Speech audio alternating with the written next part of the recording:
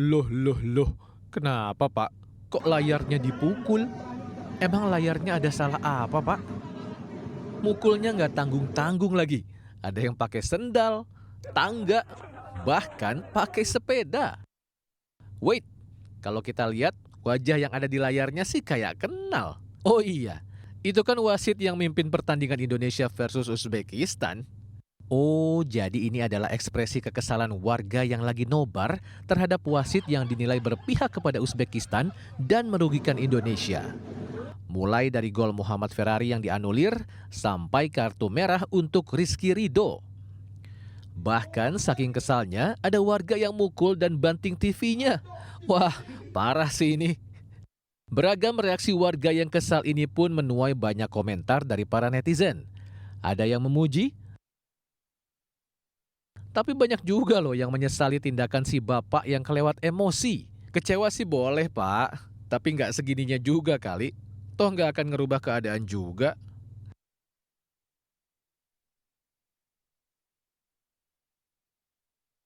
Kalau udah begini, pasti bakal nyesel. Jadi harus nabung buat beli TV baru deh. Hehehe.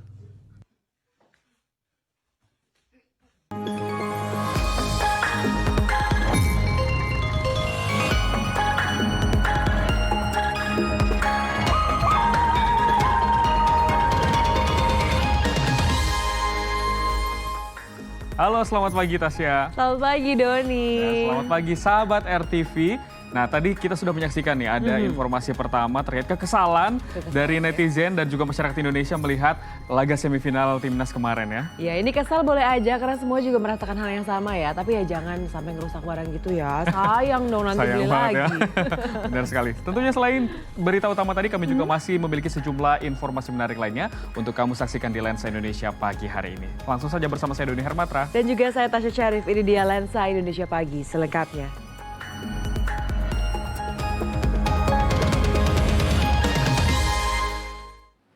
Ya, sahabat RTV, Ibunda Pratama Arhan meminta maaf atas gol bunuh diri yang dilakukan anaknya dalam pertandingan Timnas U23 melawan Uzbekistan di Piala Asia pada Senin malam.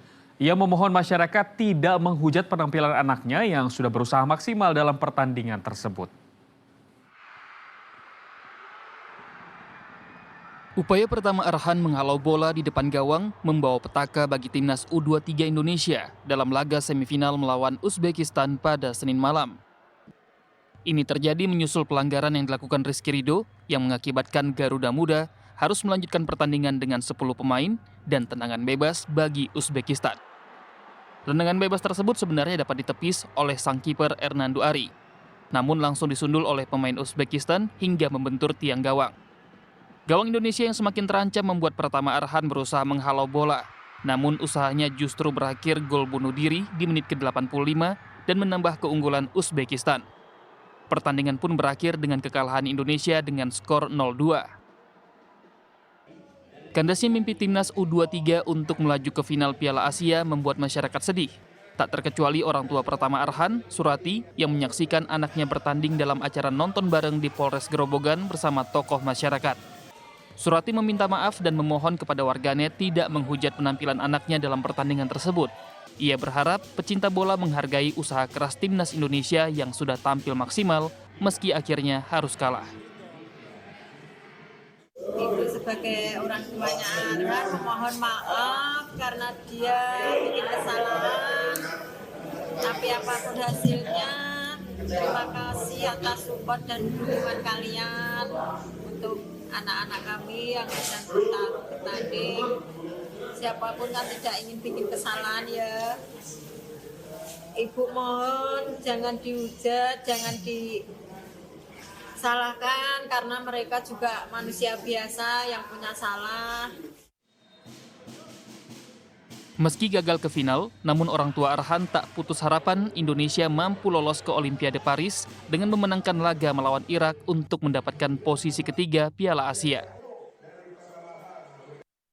Dari Blora, Jawa Tengah, Nugroho Chandro, RTV.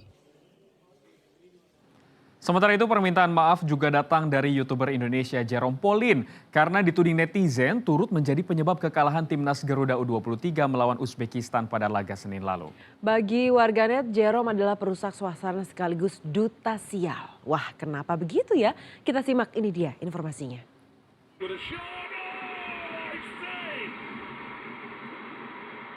Jumat lalu, jutaan penggemar timnas Garuda Muda bersukaria merayakan kemenangan dramatis timnas Indonesia U23 melawan Korea Selatan di ajang Piala AFC di Stadion Abdullah bin Khalifa, Doha, Qatar. Garuda Muda berhasil mengalahkan Korea Selatan dengan skor akhir 11-10 lewat adu penalti dan berhak maju ke babak semifinal Piala Asia U23 2024.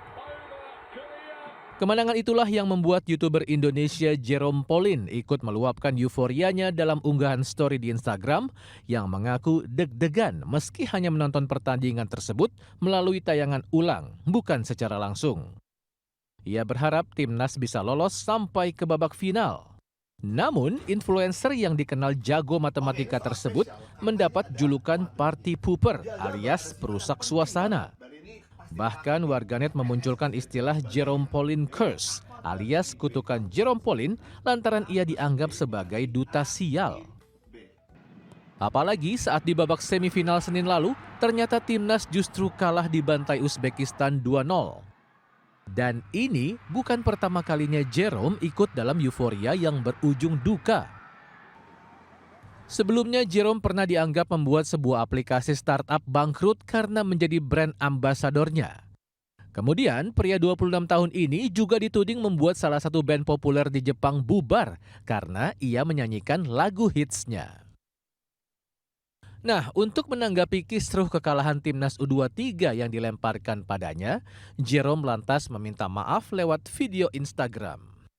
Halo semuanya, aku Jerome Pauline. Mau minta maaf karena kemarin aku udah dukung timnas, jadinya kalah.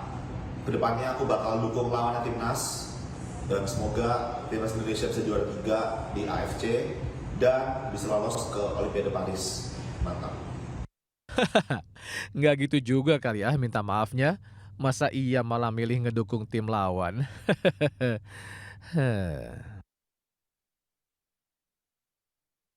Kita ke informasi selanjutnya, sahabat RTV. Usai kalah di kontestasi Pilpres 2024, tim pemenangan nasional Anies Baswedan, Muhaimin Iskandar, Timnas Amin ini resmi dibubarkan. Nah, ini benarkah Anies akan rehat sejenak atau justru mengincar Pilkada DKI? Kita lihat bersama informasinya. Selasa sore, tim pemenangan nasional pasangan calon nomor urut 1 Anies Muhaimin berkumpul di kediaman Anies Baswedan di Lebak Bulus, Jakarta Selatan. Mereka berkumpul untuk mengakhiri tugas tim pemenangan nasional setelah Mahkamah Konstitusi mengakhiri sidang sengketa Pilpres 2024. Adapun kita sebagai warga negara akan terus berjuang di medannya masing-masing, di jalurnya masing-masing.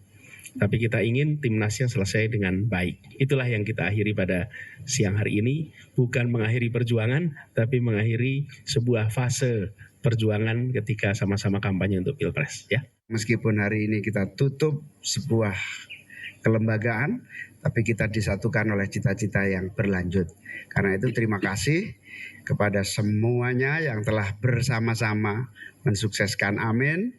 40 juta pemilih yang tentu itu amanah yang harus terus dijaga perjuangannya. Namun ada yang menarik ketika Anies Baswedan menanggapi soal isu dirinya yang akan maju dalam kontestasi pemilihan gubernur Pilgub DKI. Anies memakai kata jeda sebentar atau istirahat pasca Pilpres 2024. Akan tetapi Caimin menggoda Anies dengan kalimat kapan pengumumannya. Anies sempat salah tingkah mendengar celotehan Caimin. Semua yang menyangkut langkah berikutnya kasih jeda sebentar. Kasih jeda sebentar. Jeda, menata dulu, nutup buku, senang sumsum, terus baru nanti kita. Maksudnya datang bulan apa pengumuman? Nanti ini dah, biasanya Gus Imin tuh Gus Imin tuh istikharahnya mantap. Jadi kita nunggu istikharahnya Gus Imin dulu. Mendengar komentar Anies tersebut, sinyal untuk maju di Pilkada DKI sudah dilepas dan akan menjadi rencana Anies selanjutnya pasca pemilu 2024. Dari Jakarta, Aji Atmoko, RTV. Kita ke informasi lainnya, usai viral, Bea Cukai akhirnya menyerahkan alat bantuan belajar untuk sekolah luar biasa yang dihibahkan dan dikirim dari Korea Selatan. Barang hibah berupa 20 keyboard tersebut sebelumnya tertahan di Bea Cukai sejak Desember 2022 dan sempat dikenakan pajak hingga ratusan juta rupiah. Belum lama ini viral kronologi alat pembelajaran siswa tunanetra yang dihibahkan dan dikirim dari Korea Selatan. Sebenarnya barang berupa 20 piece keyboard tersebut sudah tiba di Indonesia pada 18 Desember 2022, namun tertahan di Bea Cukai dan dikenakan pajak. Kronologi tersebut diunggah melalui akun media sosial X @ijalzaid. Menanggapi masalah ini, Menteri Keuangan Sri Mulyani melalui video singkat di akun media sosialnya telah meminta Bea Cukai untuk segera menyelesaikan persoalan tersebut. Saya telah meminta kepada Bea Cukai untuk segera menyelesaikan masalah ini, termasuk kebutuhan di dalam kelengkapan dokumentasi dan juga perlakuan bea masuk yang bisa dikecualikan untuk barang hibah, apalagi untuk keperluan sekolah luar biasa. Merespon permintaan Sri Mulyani, Bea Cukai Soekarno-Hatta akhirnya menyerahkan barang tersebut kepada pihak sekolah. Kepala PLT SLBA Pembina Tingkat Nasional Dedeh Kurniasi mengatakan bahwa pihaknya tidak mengetahui alur proses barang impor sehingga barang hibah dari Korea Selatan tersebut tertahan di Bea Cukai.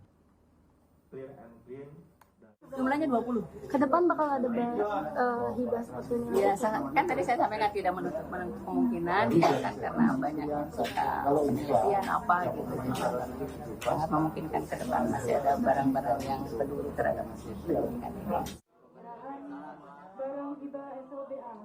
Di sisi lain, pihak Bea Cukai Kementerian Keuangan mengungkapkan alat bantu untuk SLB tersebut telah ditetapkan bebas pajak bea masuk.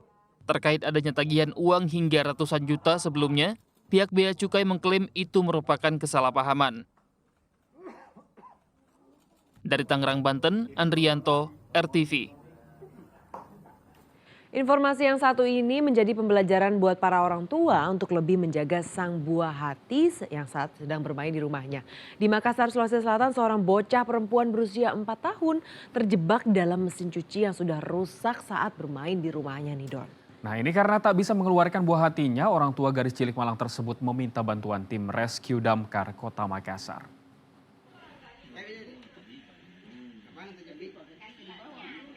Dengan perlahan dan sangat hati-hati, tim Rescue Damkar Kota Makassar berusaha membebaskan gadis cilik Malang ini keluar dari mesin cuci di rumahnya di Jalan Panampu, Kecamatan Talo, Kota Makassar, Sulawesi Selatan.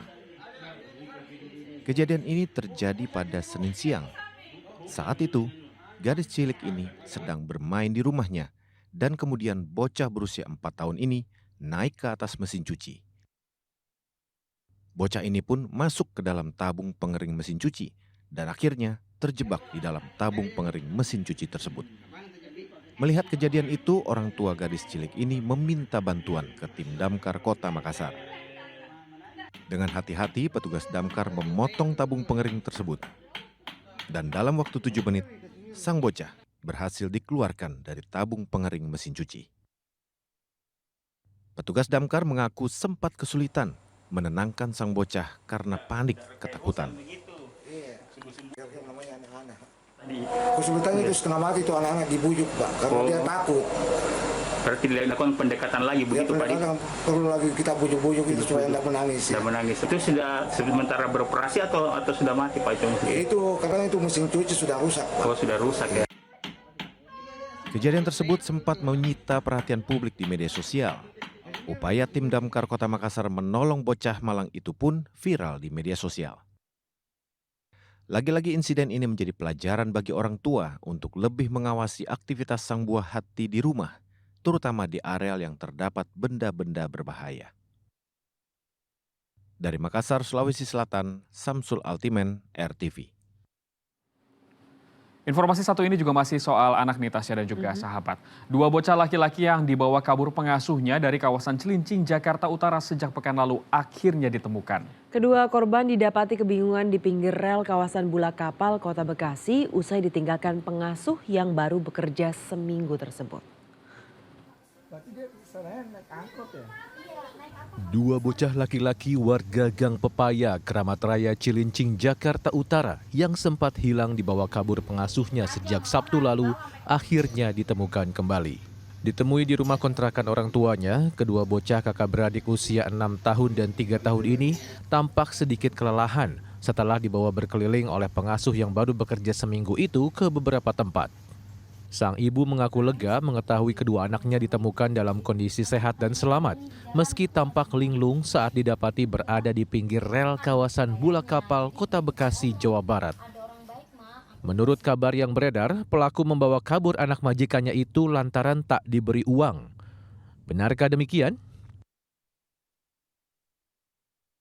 Dikasih duit lah Pak, masa saya nggak kasih uang, saya kasih uang. Cuman hari kejadian itu, dia itu cuman mondar-mandir. Saya tungguin dia nggak masuk-masuk. Saya tuh udah nyiapin uang buat dia. Malah dianya tuh nggak masuk-masuk. Saya gimana mau ngasihnya? Udah berapa lama dia ngasuh anak itu? Sekitaran semingguan. Usut punya usut, pelaku ternyata memiliki riwayat gangguan jiwa dan kini tidak diketahui keberadaannya. Kendati demikian, Isti akhirnya mengurungkan niat melaporkan kasus ini ke pihak kepolisian lantaran kedua putranya sudah kembali ke pelukannya. Dari Jakarta, Aprianto, RTV. PSG kalau gue mah. Di Olimpik.